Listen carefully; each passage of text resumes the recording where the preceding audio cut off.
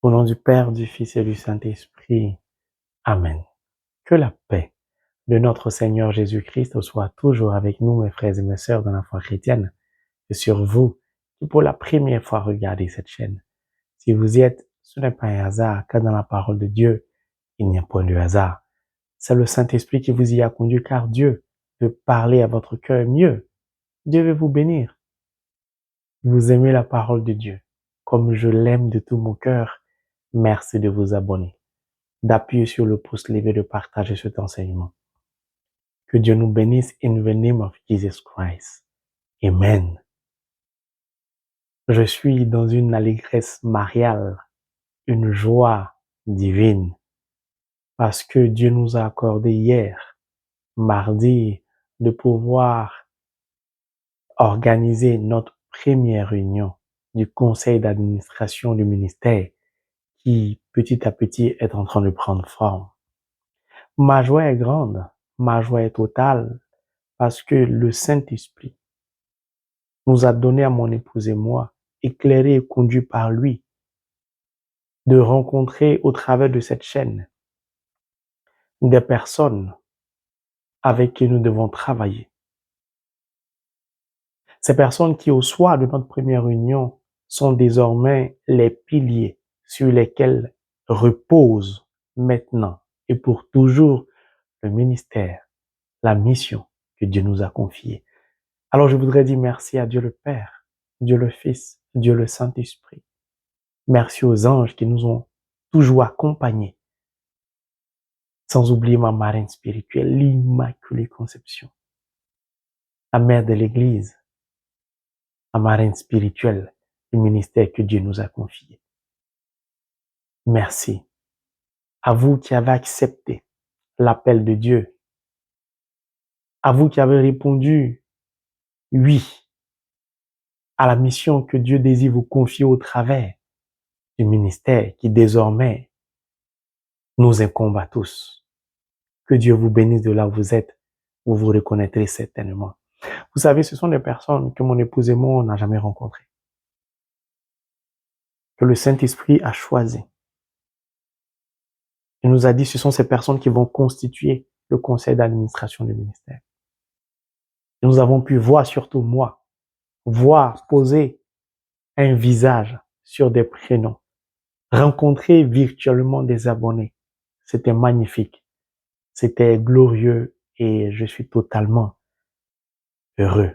Je bénis le nom de Dieu qui déjà nous donne de voir cette famille spirituelle se constituer.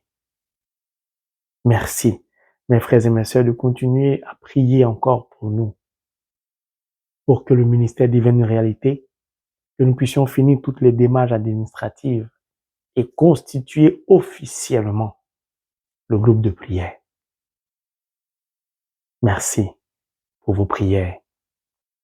Je voudrais aussi partager avec vous un phénomène récurrent. J'ai constaté que lorsqu'on approche du 21 de chaque mois, la date indiquée à laquelle 7 bougies sont allumées pour toutes les intentions de prière des abonnés, des miracles s'opèrent. Soit le 19, le 20 ou le 21 même, ou au lendemain le 22, je reçois toujours des messages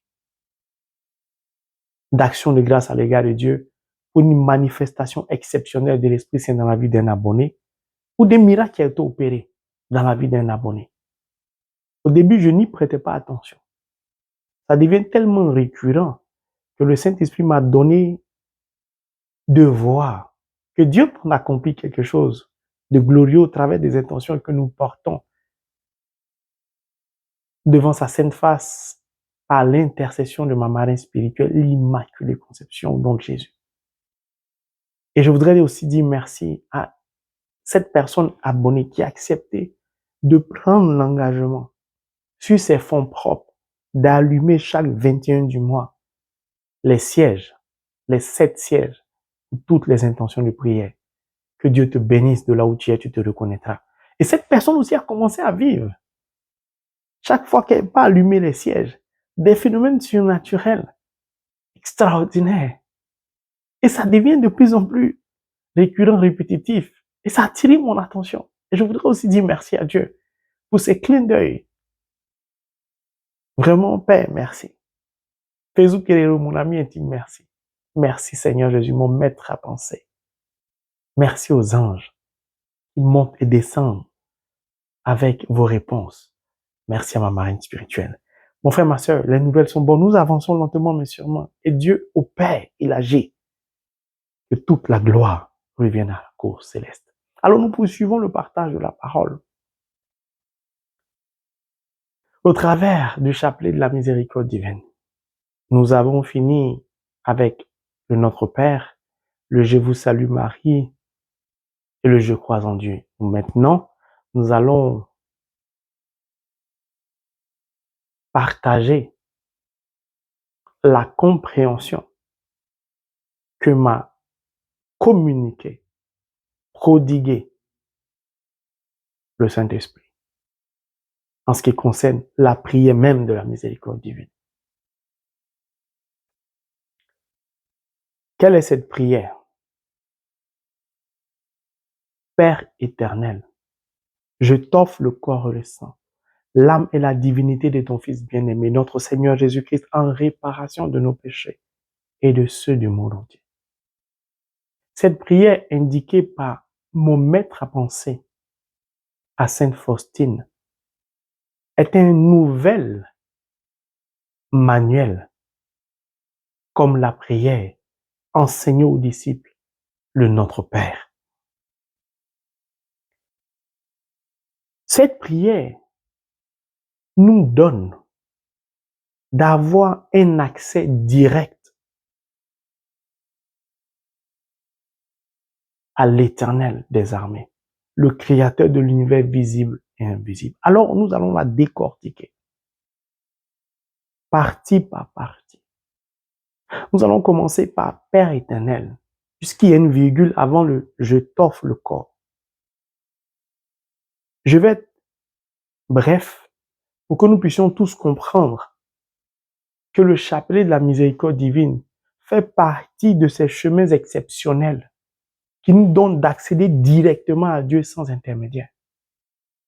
C'est un chemin de miracle, le chapelet de la miséricorde divine. Vous allez comprendre pourquoi. Pourquoi Jésus nous dit de dire Père éternel? Commençons par Père. Père traduit la filiation que nous avons avec le Créateur de l'univers visible et invisible. Dieu est pour nous, au travers de cette prière, un Père. De ce fait, je suis pour lui un fils, son enfant. Pourquoi le Christ nous fait commencer par Père? Parce qu'il veut simplement que nous puissions comprendre que sans le baptême, nous ne pouvons pas devenir enfants de Dieu. Nous ne sommes simplement que des créatures de Dieu. Par le sacrement du baptême, nous devenons enfants de Dieu. Pourquoi? Parce que nés de nouveau, non pas d'un bon vouloir de la chair, mais de l'esprit. De ce fait, je suis dans une relation paternelle avec le Créateur de l'univers visible et invisible. Cette relation me donne donc de m'avancer vers mon Père sans gêne, sans tabou, mais avec respect, c'est-à-dire crainte et humilité. Pourquoi? Un enfant impoli, son père ne l'écoute pas. Un enfant qui écoute son père, un enfant qui accomplit la volonté de son père, un enfant qui connaît la volonté de son père, un enfant qui met en pratique la volonté de son père, est un enfant qui trouve grâce aux yeux du Père. Alors Jésus nous dit, approchez-vous, parlez à votre Père, sans tabou, sans gêne. N'ayez pas honte. Il est miséricordieux. Il est plein d'amour. Pourquoi le Christ dit n'ayez pas honte? Parce que parfois baptisés, nous continuons à être impolis à l'égard du Père. Je prends le langage du monde qui se traduit dans le langage spirituel par nous continuons à pécher. Nous continuons à nous comporter contrairement à la parole de Dieu. Nous blessons ici le cœur de notre papa. Si notre papa n'est pas content de nous, comment va-t-il nous exaucer? Comment va-t-il nous accorder ce que nous lui demandons? C'est pourquoi le Christ nous invite à le regarder, non pas comme un Dieu tout-puissant, mais comme un Père aimant, qui même si nous avons péché, nous donne toujours et en tout temps, en tout lieu, un accès direct à lui au travers du chapelet de la miséricorde divine. Exemple, baptisé ou confirmé, je le suis. Hélas, frappé par une solitude hivernale, il m'arrive parfois de me masturber. Et cela m'attriste. Cela me gêne. J'ai honte de m'approcher de Dieu. Il m'arrive parfois de voler, de mentir,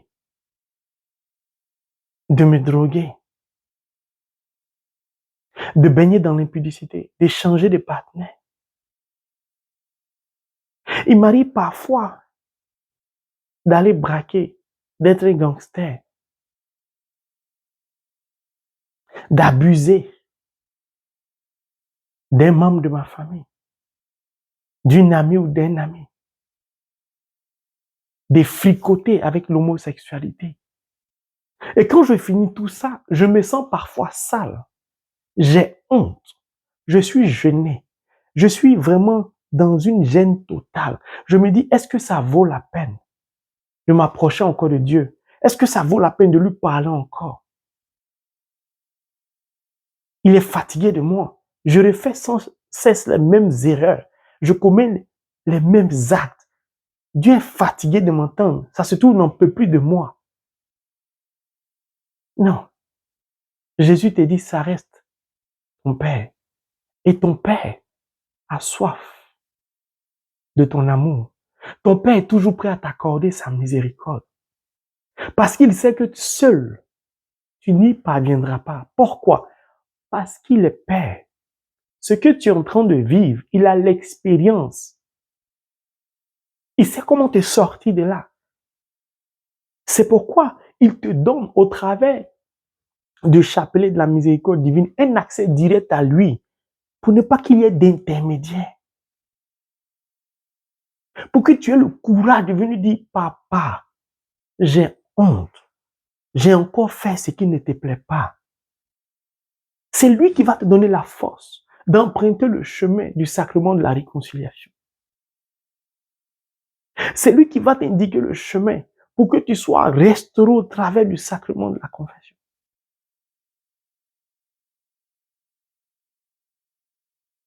C'est pourquoi Jésus te dit, commence par Père.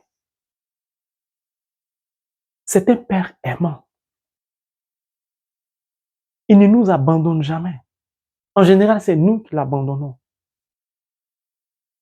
Il attend que nous puissions vivre notre relation filiale avec lui. Mon frère, ma soeur, c'est très profond. Dans la parole de Dieu, c'est marqué le Dieu d'Abraham, d'Isaac et de Jacob. Almighty God, le Tout-Puissant. Mais au travers de la miséricorde divine, il dit Père. Père. C'est-à-dire, ne laisse pas le diable t'enfermer dans ton péché que tu regrettes. Ne laisse pas le diable te séparer de la miséricorde de Dieu. Un chrétien qui est séparé de la miséricorde de Dieu est condamné à la mort. Pourquoi? Parce que l'enfant en temps normal est le fruit de l'amour. Nous sommes donc le fruit de l'amour de Dieu pour nous. Il est prêt pour tout et il est prêt à tout pour nous. Il nous demande simplement de prendre conscience que nous sommes dans une relation avec lui. Alors, dans cette relation, ne laisse pas l'amertume, la colère, la haine l'emporter. Ne laisse pas tout cela te séparer de ton Père. Parce que ton papa a de bons projets pour toi. Et Matthieu nous le dit. Matthieu chapitre 7, le verset 11 qui dit, je cite, « Si donc vous, qui êtes mauvais, savez donner de bonnes choses à vos enfants, combien plus votre Père qui est aux cieux donnera-t-il de bonnes choses à ceux qui le lui demandent? » Mon frère, ma soeur, lorsque Jésus te dit, commence la prière par Père, il te dit, regarde, le prophète Jérémie a dit, le cœur de l'homme est trompeur. Mais en dépit de ce mauvais cœur de l'homme, en dépit de ce cœur charnel,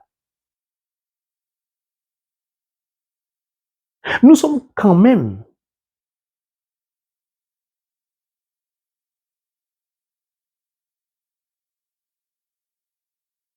dans l'amour de notre enfant. Malgré le fait que nous sommes des pécheurs, si notre enfant vient nous demander quelque chose, avec ce cœur trompeur, nous donnons à notre enfant ce qui est bon pour lui. Nous faisons ce qui va plaire à notre enfant. Nous sommes prêts à tout pour combler le cœur de notre enfant, nous qui ne sommes que charnels, pécheurs, souillés parfois de par nos péchés. Combien plus lui qui est pur, lui qui est saint, lui qui nous a créés, lui qui a fait de nous par le Christ, au travers du sacrement du baptême, ses enfants.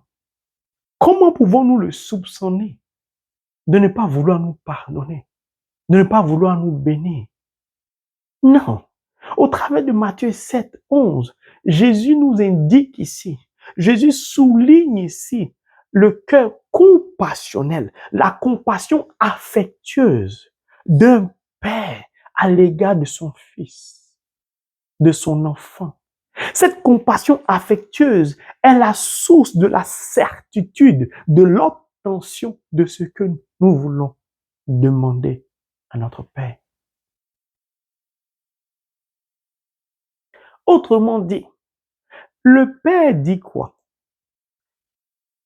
Combien plus votre Père qui est aux cieux donnera-t-il de bonnes choses à ceux qui le lui demandent? Les bonnes choses sont donc arrêtées d'avance par le Père. Mais le Père est tellement aimant, il est tellement respectueux qu'il ne s'impose à personne. Il n'impose rien à personne. Il attend avec de bonnes choses entre ses mains que son fils, que son enfant vienne lui demander. Le Père a soif d'offrir sa miséricorde à l'humanité, à ses enfants. Le Père souffre de ce que ses enfants ne viennent pas lui demander, alors qu'il a déjà tout arrêté. Il est prêt à tout donner. Il est prêt à tout distribuer. Mais il n'y a personne. Il veut lui demander. Pourquoi? Parce que nous ne sommes pas dans une relation avec lui. Nous sommes en dehors de la relation parfois et nous voulons profiter. Or, un père, on ne profite pas du Père. On bénéficie de la grâce de la bénédiction du Père. C'est le voleur qui est à côté, qui veut prendre un peu.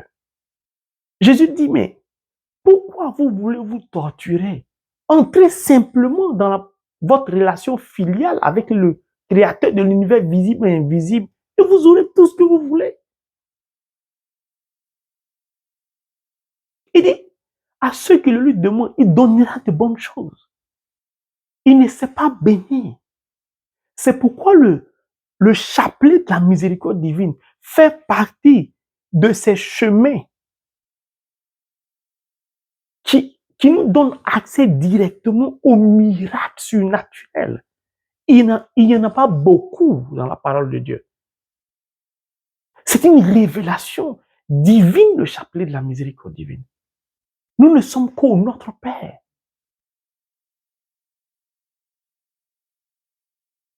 Dieu est-il ton Père? Si oui, renonce à cette vie. Demande-lui de t'accorder sa miséricorde. Va t'abreuver à la source de la miséricorde du Père pour que tu aies la force de sortir de tout ce que tu fais qui ne lui plaît pas. L'avortement ne lui plaît pas. La masturbation ne lui plaît pas. Le vol, l'homosexualité, la jalousie, l'égoïsme. Et il sait très bien que tu n'as pas la force de résister au diable. Il sait très bien que sans lui, sans son soutien, tu ne pourras pas avancer. C'est pourquoi il dit, viens quand même. Viens dans l'état dans lequel tu te trouves. Viens à moi. N'aie pas peur. N'aie pas honte. Tu as falsifié des documents. Tu as falsifié des diplômes pour travailler. Tu en souffres aujourd'hui parce que tu es devenu chrétien, tu t'es converti. Tu as mal de cette pratique qui te ronge. Il te dit, viens abandonner tout ça auprès de moi pour que je t'accorde ma miséricorde. Sinon, le diable va faire de toi un esclave, un prisonnier de ton passé. Souviens-toi qu'il est ton Père. Un vrai Père ne réunit jamais son enfant. Un vrai Père n'abandonne jamais son enfant qui revient ou qui vient à lui. Jamais. Mon frère, ma soeur, Dieu veut t'accorder de bonnes choses. Père, parce que tu n'es pas seul. Pourquoi? C'est pourquoi il dit éternel. Ton Père est immortel. Je recommence. Ton Père est un Père immortel.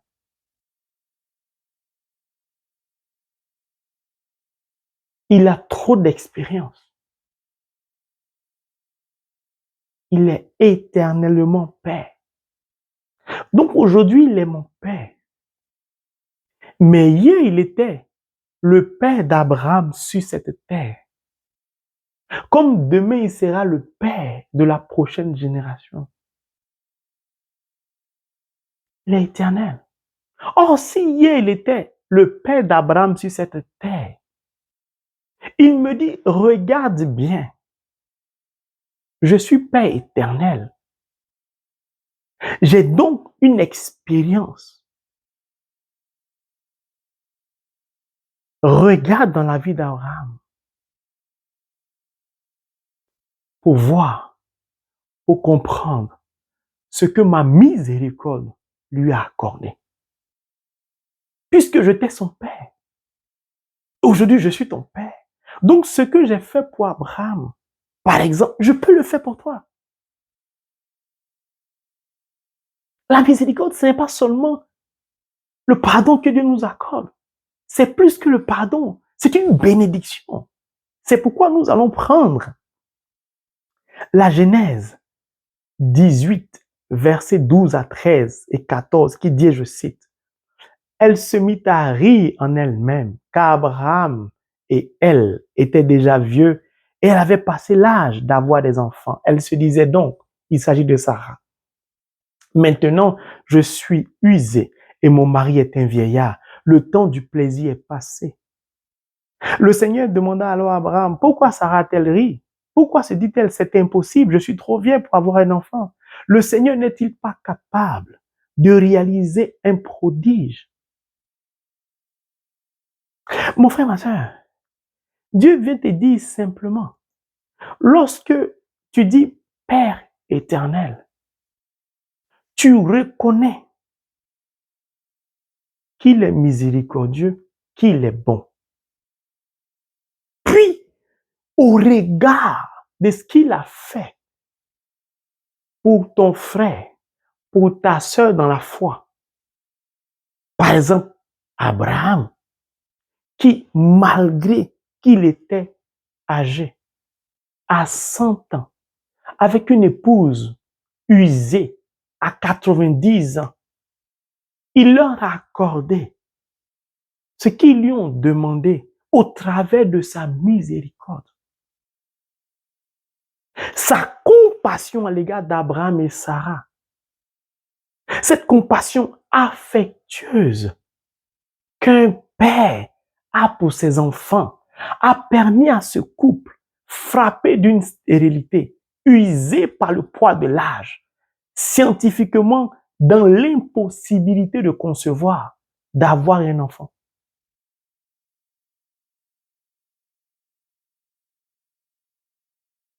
Il te dit, mais la famille est grande.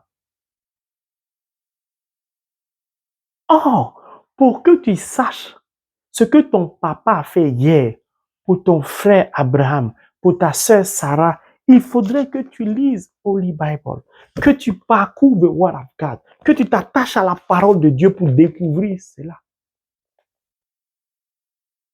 Or, comme il est éternel, comme il est immortel, donc son amour est éternel, son amour est immortel. De ce fait, ce qu'il a fait hier, il est capable de le faire encore aujourd'hui. Demain, il ne change pas. C'est pourquoi la Bible dit, il est le même Dieu qui est aujourd'hui et éternellement.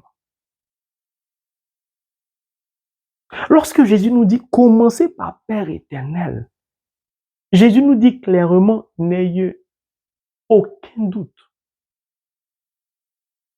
Vous avez franchi le je crois en Dieu. Allez-y simplement chercher ce dont vous avez besoin auprès de votre Père. C'est une prière trop puissante, trop forte, trop directe, trop simple.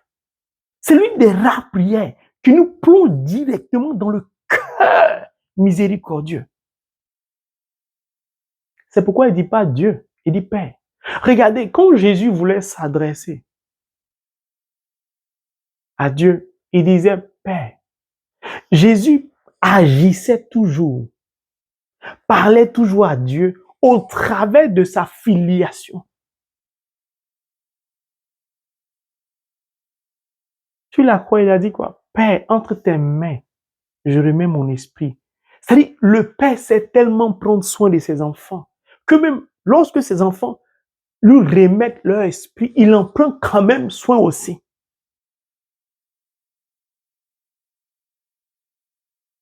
Mon frère, ma soeur, est-ce que tu mesures ce que ton Père est capable d'accorder?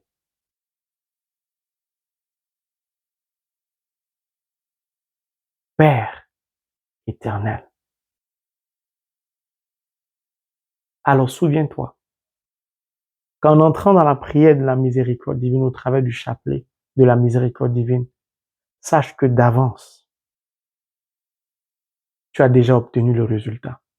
Si tu demeures dans une relation avec ton Père, si tu fais confiance à la miséricorde de ton Père,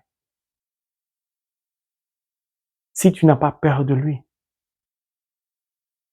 si tu n'es pas gêné, sache qu'il est prêt à t'accorder son pardon.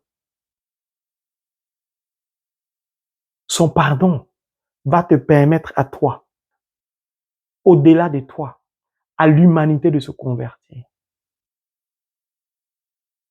Il te demande simplement, essaie de te comporter comme Corneille.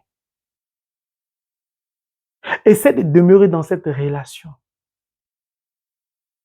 pour avoir tant de grâce. Le chapelet de la miséricorde divine est une clé qui nous donne d'accéder à beaucoup de miracles. C'est pourquoi le Christ est obligé de revenir parler à Sœur Faustine. Pourquoi? Parce que les cadeaux sont en train de pourrir dans les cieux. Personne ne veut demander quelque chose à Dieu au travers de son cœur compassionnellement affectueux, c'est-à-dire miséricordieux.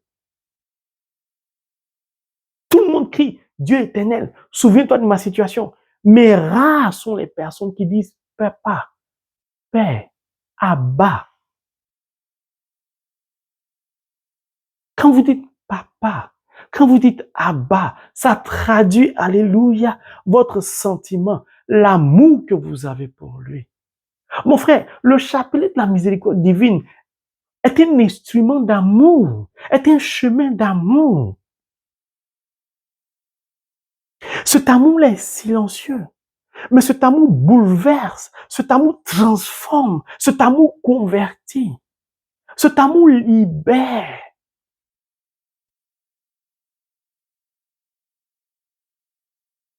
Alors je voudrais m'arrêter là pour le Père éternel. Car lorsqu'on va arriver au je t'offre le corps et le sang, vous allez découvrir. Au travers du chapelet de la miséricorde divine, le Christ s'efface. Pourtant, il est le seul médiateur auprès de Dieu pour nous. Mais au travers du chapelet de la miséricorde divine, il n'est pas médiateur. Il nous laisse le champ libre, l'accès libre à notre Père, qui est son Père à lui. Et vous allez voir que lorsque le Christ s'efface, lorsque le Christ n'est plus médiateur, il est encore meilleur qu'un médiateur. La partie suivante. Alors, si tu n'es pas baptisé, accepte de te faire baptiser. Si tu es baptisé, prends la décision de changer de vie, de conformer ta vie à la parole de Dieu. Car au travers de ta vie, Dieu veut accomplir ce qu'il a accompli au travers de la vie de Corneille pour l'humanité. La miséricorde divine libérera ta famille, ton foyer, te sortira ou sortira tes enfants de toutes ces difficultés, de la drogue, de l'alcoolisme, de l'impudicité. Tourne-toi vers lui, abandonne-toi à ton Père et tu obtiendras tout au nom de Jésus. Amen.